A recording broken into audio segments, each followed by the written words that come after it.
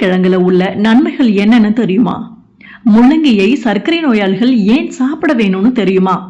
மொத்த ஊட்டச்சத்துக்களின் களஞ்சியம்னு இந்த முள்ளங்கியை சொல்லலாம். வைட்டமின் சி, ஏ, B6, B12, folate, potassium, manganese, calcium போன்ற நிறைய சத்துகள் இதுல இருக்கு.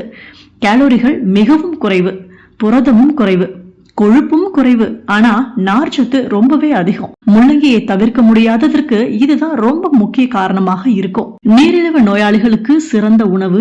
அடிக்கடி முள்ளங்கி கிழங்கு சாப்பிட்டு வந்தாங்கன்னா நீரிழிவு கட்டுப்படுவதோடு மட்டுமில்லாம சிறுநீரகமும் வலுப்படும்.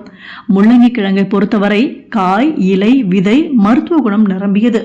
நீர்ச்சத்து நிறைஞ்ச இந்த கிழங்கை சாப்பிடுவதனால சிறுநீரை பெருக்கும், மலச்சிக்கலை போக்கி குடல் இயக்கங்களை ஊக்குவிக்கிறது, பசியையும் நல்லாவே உண்டாக்கும். சிறுநீரக கோளாறு இருந்தா முள்ளங்கி கிழங்குல சாறு எடுத்து 30 மில்லி தினமும் 2 வேளை குடிச்சிட்டு வந்தாலே தீர்வு கிடைக்கும். இந்த கிழங்குல உள்ள வைட்டமின் சி சத்துக்கள் கொலாஜன் உற்பத்தியை அதிகரிக்க செய்யுது. இரத்த நாளங்களின் சுவர்களை வலுப்படுத்தவும் உதவுது. இந்த வைட்டமின் சி சருமத்தை காக்கிறது, காய்ச்சல் ஜலதோஷத்தையும் போக்குது. புற்றுநோயை உண்டாக்கும் மரபணு மாற்றங்களிலிருந்து செல்களை பாதுகாக்கக்கூடிய தன்மை இந்த முள்ளங்கி கிழங்குக்கு நிறையவே இருக்கு. அதோடு மட்டுமல்லாம புற்றுநோய் செல்களாக இனி வளரக்கூடிய செல்களை அழிக்கும் சக்தியும் முள்ளங்கில இருக்கு. நோய் எதிர்ப்பு செயல்பாட்டினை ரொம்பவே பெருக்குது. பெரும்பாலும் ஆந்தோசைனன்கள் அதிகம் இருக்கிற உணவுகள் இதயத்தை காக்கக்கூடிய உணவுகளாக இருக்கும். அந்த வகையில சிவப்பு நிற முள்ளங்கில ஆந்தோசைனன்கள் நிறைய இருக்கு. இதனால இருதய நோய்களும் குறையும். இரத்த அழுத்தம் உள்ளவங்க அதிகம் உணவில் சேர்த்து கொள்ளக்கூடிய தவிர்க்க முடியாத கிழங்கு இந்த முள்ளங்கின்னு சொல்லலாம். முள்ளங்கியை தினமும் உணவில் சாப்பிட்டு வர மூலம், கல்லடைப்பு குணமாகும். வைட்டமின் பி அதிகம் உள்ள இந்த காய் எலும்பு மஜ்ஜையில் உள்ள வெள்ளை மற்றும் சிகப்பு இரத்த அணுக்களை ஒருங்கிணைக்குது.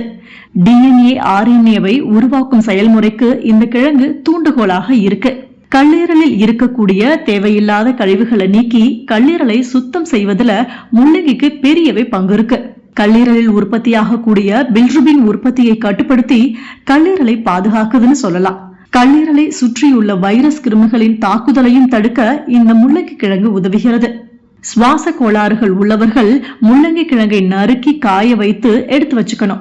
இதுல ஒரு கைப்பிடி மட்டுமே எடுத்து கஞ்சி போல செஞ்சு குடிச்சிட்டு வந்தாங்கன்னா சுவாச குறைபாடுகள் தீரும்னு சொல்றாங்க.